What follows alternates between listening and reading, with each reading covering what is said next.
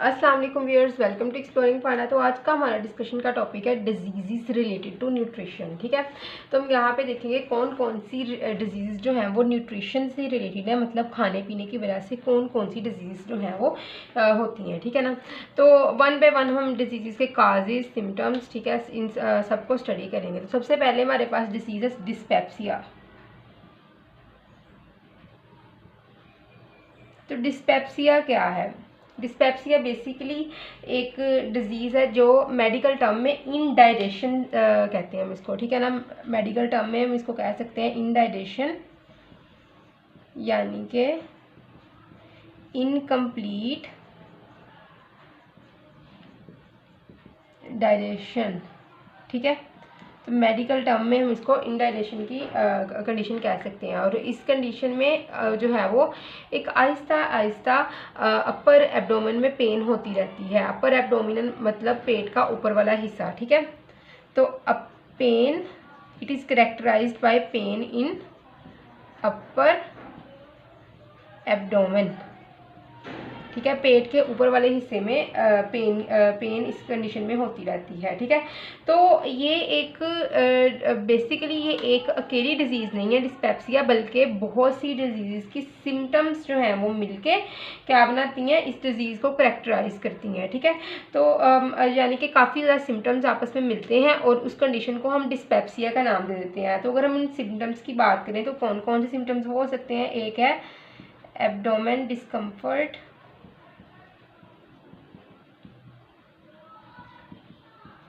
ठीक है, दूसरा है हमारे पास फ्लैटुलेंस।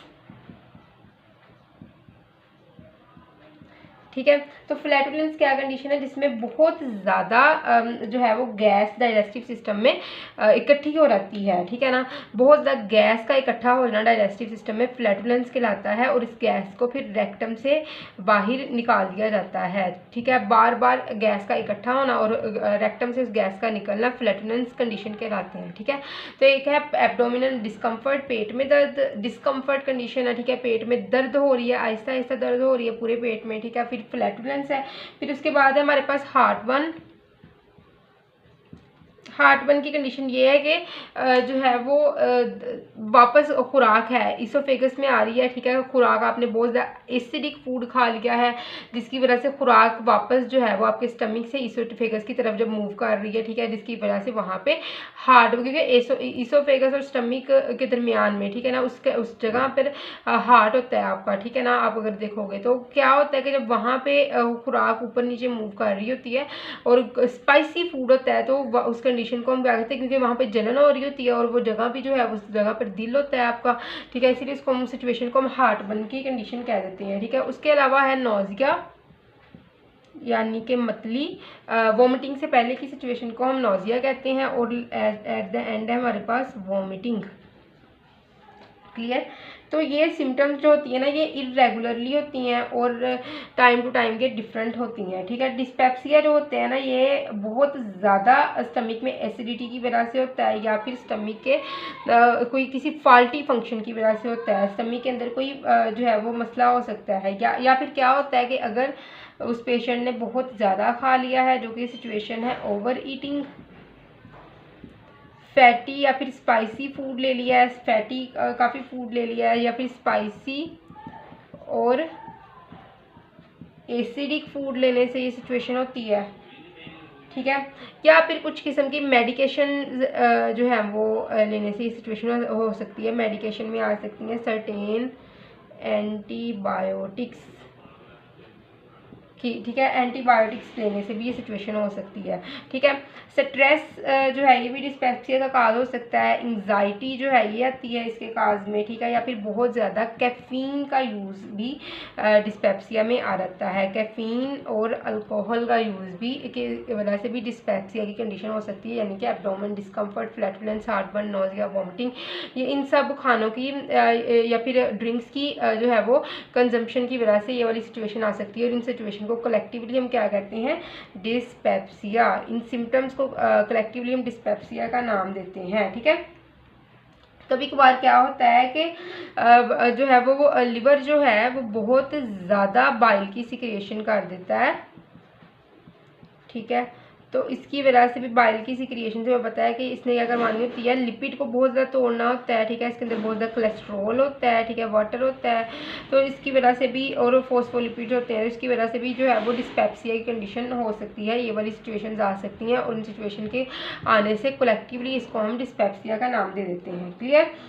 तो डिस्पेप्सिया की हमने बात की है, indigestion, incomplete digestion, pen in upper abdomen, और सारी सिचुएशंस मैंने बहुत अच्छे से आपको यहाँ पे इनकी डिटेल दे दी है। क्लियर। तो अब हम बात करते हैं फूड पॉइजनिंग।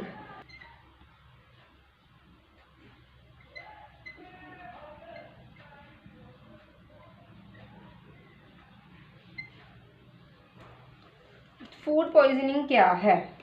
फूड पॉइजनिंग होती है ख़राब खाने के कंजम्पशन से का जो टॉक्सिक अफेक्ट होता है ना, उसको हम फूड पॉइजनिंग का नाम देते हैं। जो किसी टॉक्सिक फूड की कंजम्पशन से, ठीक है, ये उसको ईट करने से जो उसका जो उससे इलनेस काज होती है, इसको हम क्या कहते हैं, उसको हम कहते हैं कि फूड पॉइजनिंग, ठीक है। Caused by eating contaminated food, toxic food, ऐसा फूड जो ख़राब हो चुका है, जिस पे बैक्टीरियाज अटैक कर चुके हैं, 2-3 दिन से जो है वो आपने रखा हुआ था वो खाना, बैक्टीरिया उसके ऊपर अटैक कर चुके हैं, वो कंटेमिनेट हो चुका है। लेकिन फिर भी क्या है, आप कह रहे हैं कि चिकन जो है वो बहुत टेस्टी है, बिरयानी बड़ी टेस्टी है, तो इसीलिए हम इसको खा लेते हैं, ठीक है। तो क्या होता है, उसके ऊपर थे बैक्टीरिया ने क्या किया, उसने उसका इल अफेक्ट दिया, और उस इल अफेक्ट को क्या कहते हैं हम, उस इल होने को फूड पॉइजनिंग का नाम दे दिया जाता है। इसकी जो है सबसे कॉमन जो है वो काज होती है फूड पॉइजनिंग की, सबसे कॉमन टॉक्सिन्स जो है वो टॉक्सिन सब्सटेंस फूड पॉइजनिंग के वो प्रोड्यूस करते हैं बैक्टीरिया साल्मोनेला,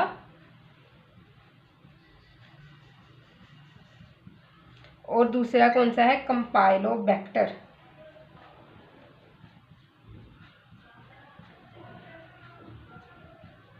ठीक है। कंपाइलोबैक्टर और साल्मोनेला 2 बैक्टीरिया हैं जो फूड पॉइजनिंग काज कर सकते हैं, ठीक है। अब ये दोनों जो होते हैं ना बैक्टीरिया, ये कहाँ पे होते हैं, ये इंटेस्टाइन में होते हैं हमारे यहाँ पे कैटल्स की।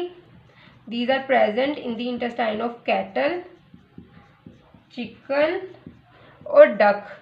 लेकिन कैटल, चिकन और डक, इन तीनों में ही ये बैक्टीरिया डिजीज काज नहीं करते, कोई भी डिजीज के सिम्टम्स नहीं जाहिर करते हैं, ठीक है ना। Without causing any kind of the disease symptoms, these are present in the intestine of the cattle, duck and the chicken, ठीक है, इनकी इंटेस्टाइन में रहते हैं। लेकिन अगर ये जो ऐसे कैटल, चिकन और डक जिनकी इंटेस्टाइन में ये बैक्टीरिया होते हैं, ये प्रोड्यूस कर दें मिल्क, ठीक है, मीट, एग्स, तो क्या होता है, जब इनसे ऑब्टेन, इन अफेक्टेड कैटल, चिकन और डक से ऑब्टेन होने वाले मिल्क, मीट और एग को ह्यूमंस खाएंगे, ह्यूमंस ऑब्टेन करेंगे, ठीक है, तो ये क्या करेगी, ये ह्यूमंस के अंदर फूड पॉइजनिंग काज करेगी, यानी कि डायरिया हो जाएगा। इसके इल सिम्टम्स ह्यूमंस के अंदर आ जाएंगे, बीमारी काज करेंगे। ये ह्यूमंस में डायरिया है, वॉमिटिंग है और एब्डोमिनल पेन है, ठीक है।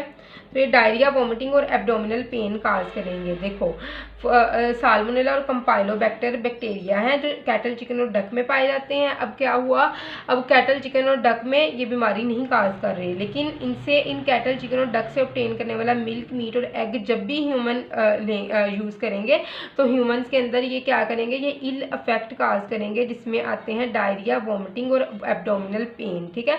इल अफेक्ट होगा ह्यूमन के अंदर, और इस इल अफेक्ट को क्या कहते हैं, फूड पॉइजनिंग।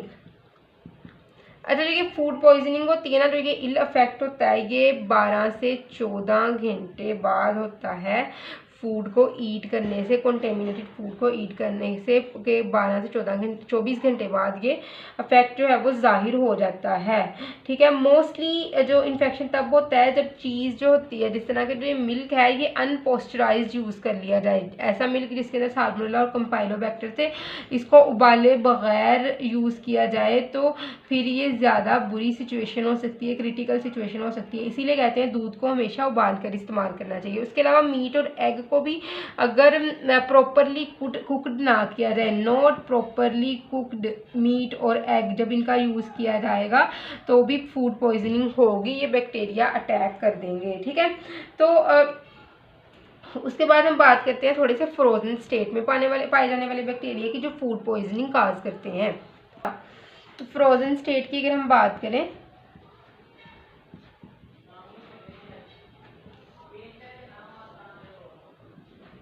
तो अगर हम इसकी बात करें तो क्या होता है कि बैक्टीरिया, ऐसे बैक्टीरिया जो फ्रोजन स्टेट में पाए जाते हैं, इसके अंदर आते हैं फ्रोजन स्टेट में पाए जाने वाले बैक्टीरिया के अंदर,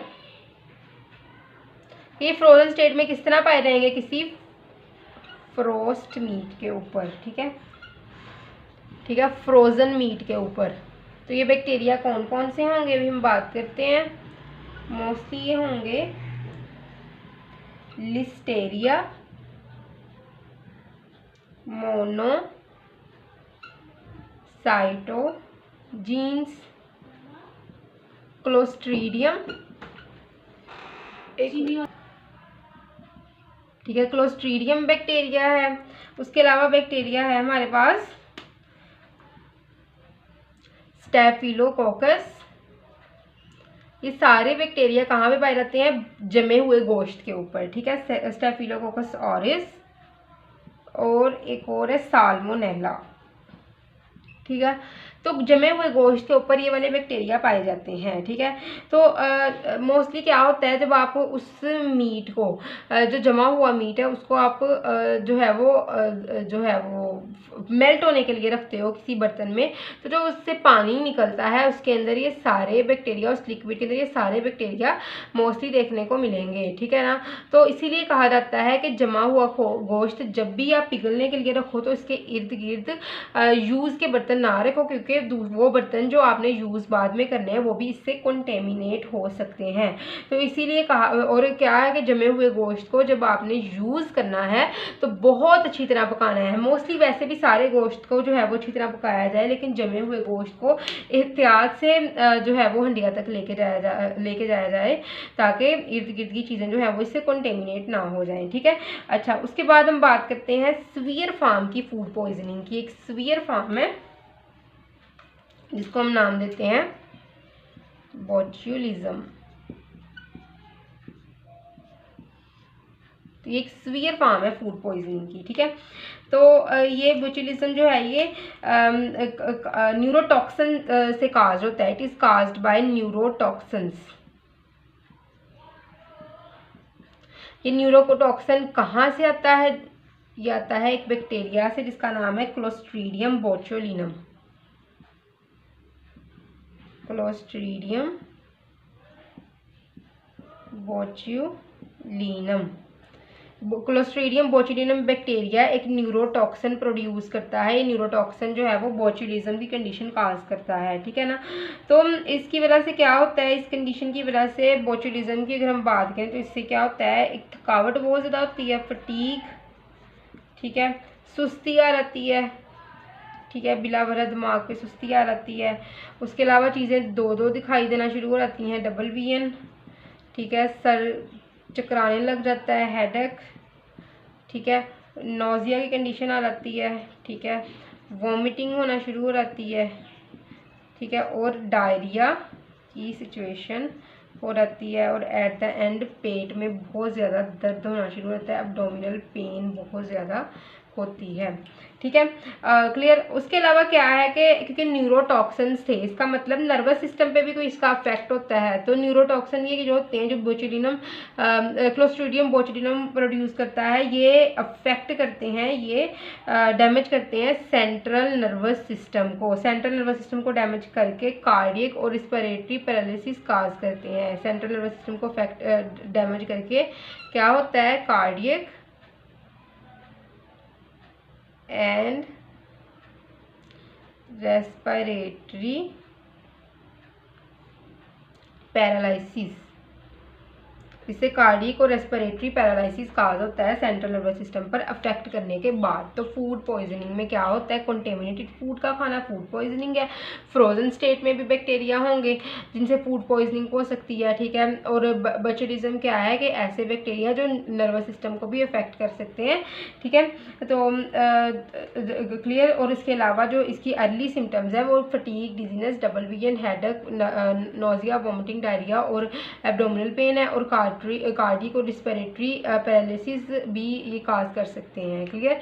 तो फूड पॉइजनिंग की हमने बात कर ली। अब हम बात करते हैं ओबेसिटी की। हम बात करते हैं ओबेसिटी की।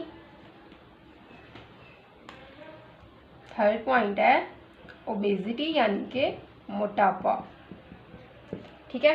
तो ओबेसिटी क्या है? ओबेसिटी एक ऐसी सिचुएशन है जिसमें बहुत अबनॉर्मल अमाउंट में फैट जो है वो बॉडी पे चढ़ना शुरू हो जाता है, चर्बी चढ़नी शुरू हो जाती है बहुत अबनॉर्मल अमाउंट में, ठीक है। तो अबनॉर्मल फैट ऑन बॉडी, ठीक है। तो इसमें क्या होता है कि अगर आप बहुत ज़्यादा खुराक खा लो अपनी बॉडी की नीड से, ठीक है। अगर आपकी बॉडी को चाहिए था 1 kg, लेकिन आपने खुराक कितनी खाई 3 kg। अब क्या होता है कि 1 kg बॉडी यूज़ कर लेगी, पीछे कितना बच गया 2 kg। 2 kg को बॉडी स्टोर कर लेगी एज फैट, ठीक है। और ये फैट जो है इसकी वजह से बंदा मोटा होता है, ओवरवेट हो जाता है, ठीक है ना। और ये फैट स्टोर कहाँ पे होता है? एडिपोज टिश्यूज पे, ठीक है। फैट सेल्स मिलके क्या बनाते हैं? Adipose tissues. और ये एडिपोज टिश्यूज कहाँ पे होंगे? एक तो पेट वाले हिस्से में, हमें पता है ना चर्बी कहाँ पे चढ़ती है, पेट पे चढ़ती है, या फिर मोस्टली किडनीज पे, या फिर स्किन के अंडर, स्किन के नीचे ये चर्बी वाले सेल्स जो हैं वो मिलके ये चर्बी स्टोर करने वाले टिश्यूज़ बनाते हैं, इनको हम एडिपोज टिश्यूज़ का नाम देते हैं, ठीक है। तो बहुत से सेल्स जो होते हैं ये फैट के ड्रॉप्स को स्टोर करते हैं साइटोप्लाज्म में। देखो ये है साइटोप्लाज्म, इसके अंदर ये है हमारे पास न्यूक्लियस, न्यूक्लियर मटीरियल। यहाँ पे क्या होता है? फैट के ड्रॉप्स मौजूद हैं जो डेट से मैंने मार्क किए हैं। अब क्या होता है कि ये फैट के ड्रॉप्स ना साइज़ में बढ़ते रहते हैं जैसे जैसे बॉडी जो है ज़्यादा खाना खाते हैं हम लोग, ठीक है ना। तो ये साइटोप्लाज्म में फैट्स के ड्रॉप्स बढ़ते रहते हैं और आहिस्ता आहिस्ता क्या हुआ, ये सारे ड्रॉप्स एक जगह पे इकट्ठे हो जाते हैं और एक बड़ा फैट का ड्रॉप बना देते हैं। और जो न्यूक्लियस है उसको पुश कर, इस तरह एक बड़ा सा ड्रॉप बन गया ये फैट का। ये क्या है? फैट। और ये बड़ा सा ड्रॉप जो होता है ये न्यूक्लियस को पुश कर देता है साइड पे, मतलब न्यूक्लियस को साइड पे धकेल देता है, खुद ज़्यादा जगह ये फैट ले लेता है, ठीक है ना। तो न्यूक्लियस को ये एक साइड पे धकेल देता है। तो क्या होता है, साइटोप्लाज्म को भी ये साइड्स पे धकेल देगा, न्यूक्लियस को भी, और दूसरी ऑर्गेनेलिस को भी साइड पे धकेल देगा, खुद फैट का एक बड़ा सा ड्रॉप बन जाएगा, ठीक है ना। तो क्या होता है, अब ये इसको फैट ग्लोब्यूल का नाम देते हैं हम। क्लियर। अब जो ग्रुप ऑफ फैट सेल्स, अब ये जिसके अंदर ये फैट ग्लोब्यूल मौजूद है, ऐसे सेल को हम क्या कहते हैं? Fat cells. और इन फैट सेल्स का ग्रुप जो होता है, फैट सेल मिलके, इनका ग्रुप मिलके क्या बनाते हैं? Adipose tissues. Group of fat cells form adipose tissues, ठीक है। ये एडिपोज टिश्यूज बनाते हैं, ठीक है ना। तो अभी एक इंटरेस्टिंग चीज़, अभी बहुत इंटरेस्टिंग एक बात करते हैं हम लोग। इंटरेस्टिंग इन्फॉर्मेशन ये है कि कुछ लोग जितना मर्जी खा लें वो मोटे नहीं होते हैं, ठीक है ना। तो इनमें क्या मसला होता है, तो वो लोग जो बहुत ज़्यादा खाएं, ईट मच, लेकिन उनके अंदर फैट जो हो वो बहुत कम हो। तो ये क्यों होता है? एक तो सिचुएशन ये है कि उनके अंदर हार्मोनल जो बैलेंस होता है ना वो लाई करता है इसके पीछे ना, इस बात के पीछे हार्मोनल बैलेंस लाई करता है। एक हार्मोन कौन सा होगा? थायराइड हार्मोन की प्रोडक्शन ज़्यादा होगी, जिस सिचुएशन को हम कहते हैं हाइपरथायरॉयडिज्म। ऐसे लोग जिनमें थायराइड हार्मोन की प्रोडक्शन ज़्यादा होती है, उनके अंदर मेटाबॉलिज्म उनका बहुत हाई होता है, ठीक है, दे हैव हाई मेटाबॉलिज्म। इसीलिए जब मेटाबॉलिज्म हाई होगा तो क्या होगा, फूड स्टोर नहीं होगी, फूड को एक्टिवली ब्रेक डाउन कर दिया जाएगा और बॉडी से उसको यूज़ कर लेगी, ठीक है ना, हाई मेटाबॉलिज्म की सिचुएशन में। उसके अलावा उनकी ना जो एक्टिव लाइफस्टाइल है, चलना फिरना बहुत ज़्यादा है, ठीक है ना, जॉब भी इस तरह की है, ठीक है, कि उनके बॉडी में उनका मेटाबॉलिज्म ज़्यादा है उनकी जॉब की वजह से, इसी वजह से जो खुराक है उसको स्टोर नहीं किया जाता, ज़्यादा से ज़्यादा तोड़ दिया जाता है, ठीक है। अच्छा, उसके अलावा क्या है कि उनके जो गट के माइक्रोब्स हैं वो भी बहुत ज़्यादा हैं और एक्टिव हैं, जो कि खुराक को जल्द से जल्द तोड़ते रहते हैं, स्टोर नहीं होने देते हैं, ठीक है ना। लेकिन इनके अलावा कुछ लोग वो होते हैं जो थोड़ा सा भी खा लें तो बहुत जल्दी मोटे हो जाते हैं, उनके अंदर मेटाबॉलिज्म उनका कम होता है, ठीक है ना। तो एक ऐसा पर्सन जिसको जो ओबीज है, जो मोटा है, उसके अंदर डिजीज़ के चांसेस बहुत ज़्यादा होते हैं। जिस तरह के एक ओबीज पर्सन को डिजीज़ हाई ब्लड प्रेशर की हो सकती है, ठीक है, उनके अंदर, ठीक है। उसके अलावा उनको हार्ट डिजीज़ हो सकती है, फिर उसके अलावा उनको डायबिटीज़ हो सकती है, ठीक है, स्टमक के डिसऑर्डर हो सकते हैं, ठीक है ना। ऐसा पर्सन जिनका वेट जो है वो नॉर्मल बॉडी वेट से ज़्यादा है, ठीक है ना। तो हाई ब्लड प्रेशर किस तरह होगा, देखो आप, ये आपकी ब्लड वेसल्स हैं, ठीक है, इसके अंदर क्या है, ये फैट आके जमना शुरू हो गया है ब्लड वेसल्स की वाल के ऊपर। जब ये जमना शुरू हो गया है तो जब यहाँ से ब्लड ने मूव करना है, अंदर जाना है, तो ब्लड को मुश्किल होनी है आगे जाने में, जिसकी वजह से अंदर प्रेशर क्रिएट होना है, जिस सिचुएशन को हम हाई ब्लड प्रेशर कहते हैं, ठीक है।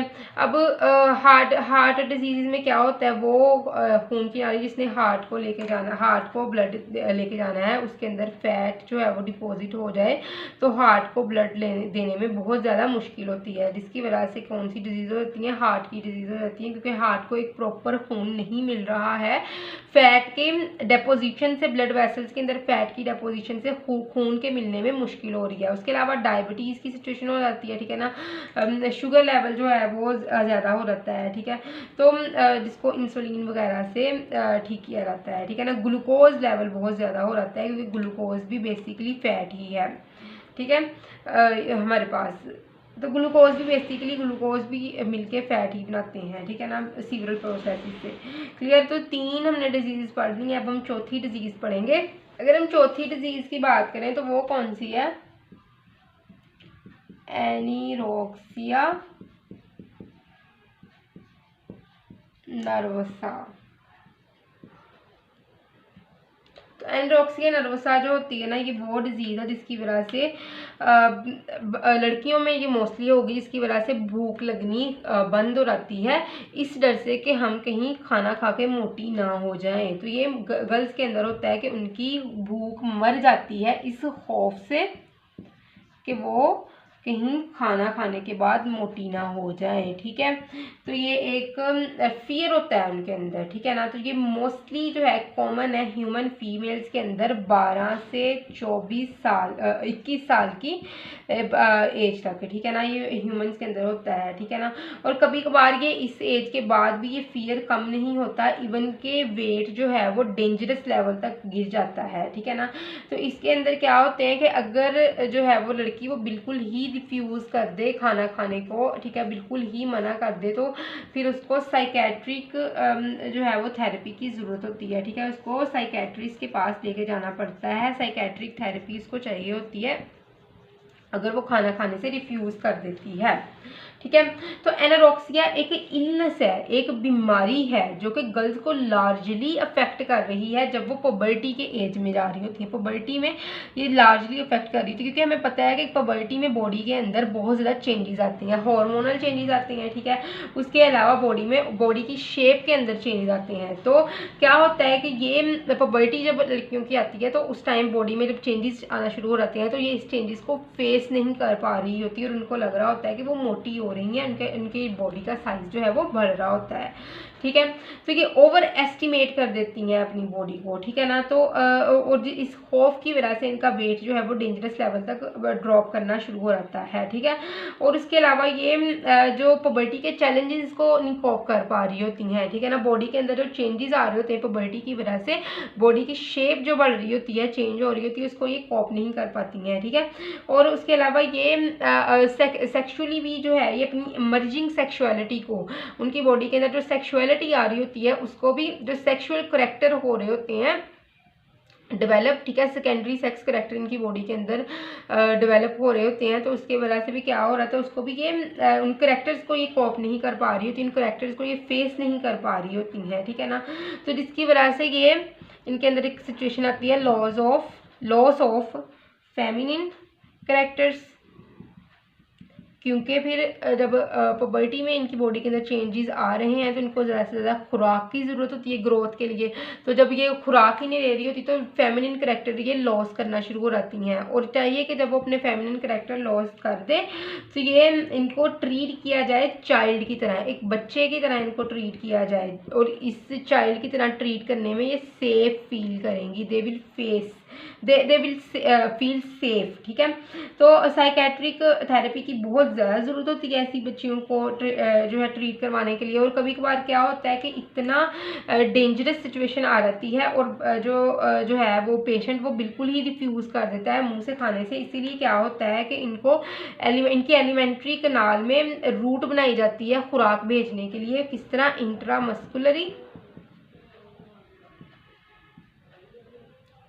इंट्रामस्कुलरली और इंट्रावीनसली इनकी एलिमेंट्री कैनाल में खुराक को सेंड किया जाता है। ये दोनों रूट्स हैं, इंट्रामस्कुलरली और इंट्रावीनसली दोनों रूट्स हैं जिनके ज़रिए खुराक को एलिमेंट्री कैनाल में सेंड किया जाता है। रिकवरी थोड़ी स्लो होती है लेकिन 2 से 4 सालों में रिकवरी हो जाती है, और कुछ केसेस में जो है वो काफ़ी देर लगती है रिकवर करने में, ठीक है। तो एनोरेक्सिया नर्वसा बेसिकली है क्या, बिल्कुल ही भूख का ख़त्म होना।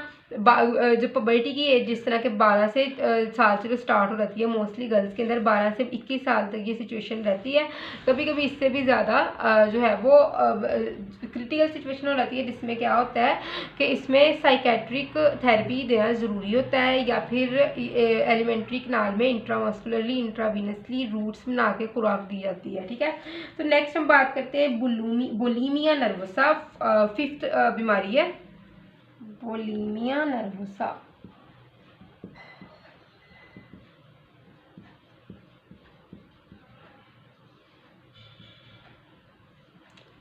बुलिमिया नर्वसा जो है ये, इसको हम साइकोलॉजिकल लेडीज की सिचुएशन कहते हैं, साइकोलॉजिकल लेडीज, ठीक है। तो ये क्या होती है, ये भी एनोरेक्सिया नर्वसा की तरह ही एक सिचुएशन है, लेकिन ये थोड़ी वर्स्ट कंडीशन है, ठीक है। इसके अंदर क्या होता है कि एक सिचुएशन आती है बिंज एंड पर्ज। बिंज की कंडीशन क्या है, बिंज क्या है, ये एक ऐसा साइकिल है जिसमें बहुत अमाउंट में खुराक खाई जाती है और उसको बाद में फौरी तौर पर एलिमिनेट करवा दिया जाता है, ठीक है। बहुत एक्सेसिव फूड का इनटेक करना बिंज है, मतलब कि अचानक से आप थोड़ी देर के लिए ना बहुत ज़्यादा खाना शुरू कर देते हैं, शॉर्ट पीरियड में आप इतनी इंटेंस एक्टिविटी दिखाते हैं एक्सेसिव फूड को अपने अंदर गेन करने के लिए, ठीक है। इस शॉर्ट कंडीशन में कोई ऐसी इंटेंस एक्टिविटी को बाउट्स का नाम दिया जाता है, ठीक है। तो हम कह सकते हैं कि bulimia nervosa is actually a bouts of overeating. Short period के लिए बाउट्स कहते हैं, शॉर्ट पीरियड के लिए किसी इंटेंस एक्टिविटी का करवाना, कि वो इंटेंस एक्टिविटी क्या है, खुराक का खाना, ठीक है। और शॉर्ट पीरियड के लिए इस खुराक के खाने को भी हम बाउट्स का नाम दे सकते हैं, क्योंकि खुराक का खाना भी क्या है, एक इंटेंस एक्टिविटी, अब जल्दी जल्दी वो चीज़ खाना शुरू कर देते हैं। उसके बाद पर्ज सिचुएशन क्या है, जिसमें उस खुराक को खुद ही बॉडी से बाहर निकाल दिया जाए, जैसे कि हलक में हाथ डाल के, खाना खाने के बाद हलक में हाथ डाल के क्या किया जाए, उसको वॉमिट करवा दिया जाए, ठीक है। ये कुछ लेग्जेटिव्स का यूज़ कर दिया जाए। लेग्जेटिव्स लेग्जोब्रोन के सिरप वगैरह पी के फौरी तौर पर उसको जो है वो हज़म कर लिया जाए उस खुराक को, बल्कि हज़म क्या करना, उसको अनडाइजेस्टेड ही बॉडी से बाहर मूव करवा दिया जाए, या फिर ओवर एक्सरसाइज की जाए।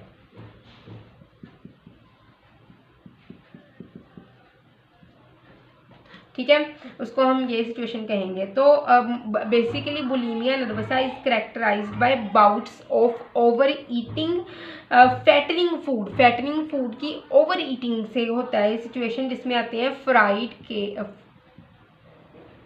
फूड या फिर क्रीम केक्स की ओवर ईटिंग से ये सिचुएशन आएगी। ठीक है, तो ये ईटिंग जो होती है ना, इसके अंदर खाना, इसको खाने के बाद में क्या करवाई जाए, सेल्फ इंड्यूस वॉमिटिंग,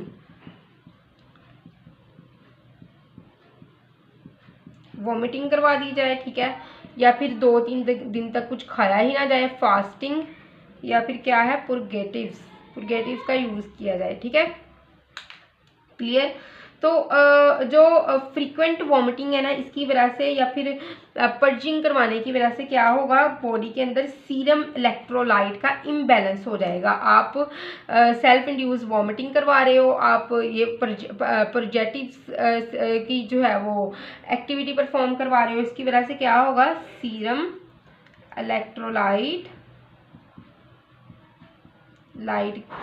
का इम्बैलेंस हो जाएगा, जिसकी वजह से बहुत ज़्यादा इन्फेक्शन भी हो सकते हैं इन सीरम इलेक्ट्रोलाइट के इम्बैलेंस की वजह से। ठीक है, तो ट्रीटमेंट जो होता है ना इन ऐसे पेशेंट का, ये काफ़ी लॉन्ग होता है। ठीक है ना, तो इसके अलावा क्या होता है कि इनिशियल ट्रीटमेंट में उस बंदे को जो है वो एक तो एतमाद में लिया जाए, ठीक है, कि वो मोटा नहीं हो रहा, और दूसरी बात, ऐसा पेशेंट जिसको जो बुलिमिया नर्वसा का विक्टिम है, इसको ऐसी लड़कियों को खाना घर वाले अपने साथ बिठा के खिलाएं, और इसके बाद उन पे नज़र रखी जाए नेक्स्ट 2 घंटे तक, कहीं वो दोबारा सेल्फ इंड्यूस वॉमिटिंग ना करवा लें। ठीक है, या फिर कोई लेग्जेटिव्स का यूज़ ना कर लें। ठीक है ना, तो इसको अपनी स्ट्रिक्ट सुपरविजन में रखा जाए, और या फिर अगर घर वालों के पास टाइम नहीं है तो इनको हॉस्पिटल में एडमिट करवा दिया जाए, इनका हॉस्पिटल में ट्रीटमेंट करवाया जाए। ठीक है, एक स्ट्रिक्ट सुपरविजन में इनका ट्रीटमेंट होना चाहिए। ठीक है, तो बुलिमिया नर्वसा की हमने बात कर ली, अब हम बात करते हैं पाइल्स की।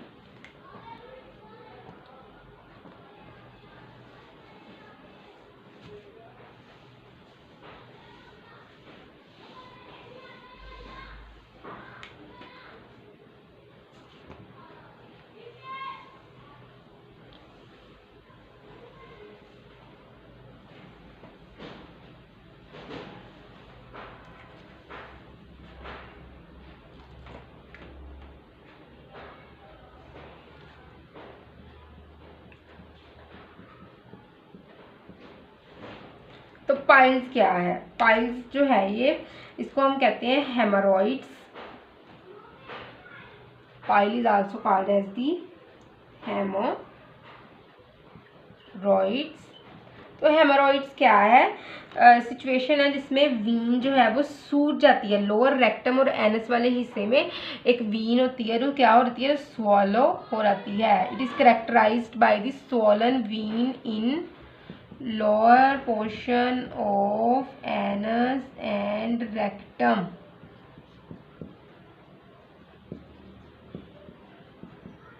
इसको हम हेमरॉइड्स और पाइल का नाम देते हैं। ठीक है ना, तो या इसके अलावा कहते हैं कि कुछ हुदूद होते हैं वीन्स के अंदर।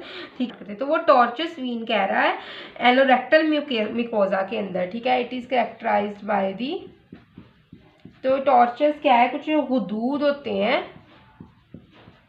वीन्स इन एनोरेक्टल म्यूकोजा। तो एनोरेक्टल म्यूकोजा क्या है, एनस और रेक्टम की इनर लाइनिंग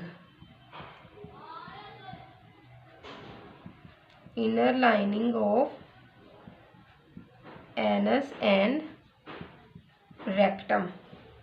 ठीक है, तो ये क्या होते हैं, ये कभी कभार जब वॉशरूम जाते हैं, ठीक है, डेफिकेशन के लिए जो पेशेंट जाएगा वॉशरूम में, तो क्या होगा कि ये जो वीन्स हैं ये क्या करने शुरू हो जाएंगी, ये ब्लीड करना शुरू हो जाएंगी। जब जो है वो फीसिस इन वीन्स को टच करेंगी तो वहाँ पे ब्लीडिंग होनी शुरू हो जाएगी। ठीक है, तो इसमें क्या होता है कि मैंने क्या बताया, फीसिस के टच करने के बाद यहाँ पे ब्लीडिंग स्टार्ट होती है। तो जब कभी कभार ऐसे पेशेंट को कॉन्स्टिपेशन हो जाता है और कब्ज़ हो जाती है तो क्या होगा, ये सिचुएशन वर्स हो जाएगी, ठीक है। तो ऐसा सिचुएशन जो है वो जो उस बंदे के अंदर वॉशरूम जाने से वो बंदा डरेगा, ठीक है। तो उसके अंदर अर्ज है ना कि उसने क्या करना है, उसने डेफिकेशन करवानी है, वो भी क्या होगी, वो डिप्रेस हो जाएगी, वो वॉशरूम जाने से डरेगा, ठीक है ना। वो लेट करता रहेगा वॉशरूम जाने को, ठीक है, क्योंकि फीसिस को एक्सपेल करवाना बहुत मुश्किल होगा। जब भी फीसिस इसको टच करेगी, ठीक है, बहुत ज़्यादा प्रेशर के साथ टच करेगी, ठीक है, तो वहाँ पे एक्सट्रीम ब्लीडिंग होगी और पेन भी बहुत ज़्यादा होगी, ठीक है ना। तो और यहाँ पे इन्फ्लेमेशन हो जाएगी जब है कॉन्स्टिपेशन होगी, ठीक है ना। तो उसके अलावा अगर इसकी हम इलाज की बात करें तो उसमें क्या है कि फूड सॉफ्टनर का यूज़ किया जाए, जिसके अंदर क्या है, रगेज, ठीक है, यानी कि डाइटरी फाइबर्स, जिसमें वेजिटेबल और सीड्स वगैरह आते हैं। उसके अलावा क्या है, इसमें लैक्सेटिव्स का यूज़ है और काफ़ी जो है वो पर्सन को काफ़ी साफ़ सुथरा खाना दिया जाए और उसके अलावा ज़्यादा मिर्चों वाला खाना ना दिया जाए जिसकी वजह से कहीं कब्ज़ ना हो जाए। और पर्सन को ये एडवाइस की जाए जो उसको पाइल्स का जो शिकार है, पाइल का विक्टिम है, कि वो हार्ड सीट्स के ऊपर ना बैठे, ठीक है। तो अगर बहुत ज़्यादा सीवियरिटी हो गई है तो सर्जिकली इनको, इन हेमरॉइड्स को, इन गदूदों को वहाँ से रिमूव करवा दिया जाए। क्लियर, यहाँ तक समझ लग गई है पाइल्स की भी। अब हम बात करते हैं अल्सर की। अब हम बात करते हैं अल्सर की। तो अल्सर क्या है, डाइजेस्टिव ट्रैक्ट की इनर वॉल जो होती है ना, ये म्यूकस से कवर्ड होती है, ठीक है।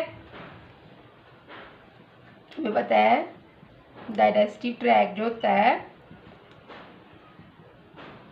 उसके अंदर क्या होता है, म्यूकस, ठीक है। हमें पता है इसके अंदर म्यूकस होता है और ये म्यूकस जो होता है ना, ये लुब्रिकेंट के तौर पर एक्ट कर रहा है। देखो ये डाइजेस्टिव वॉल है, उसके ऊपर ये क्या है, डेपोजिशन है म्यूकस की, नीचे क्या था, डाइजेस्टिव वॉल।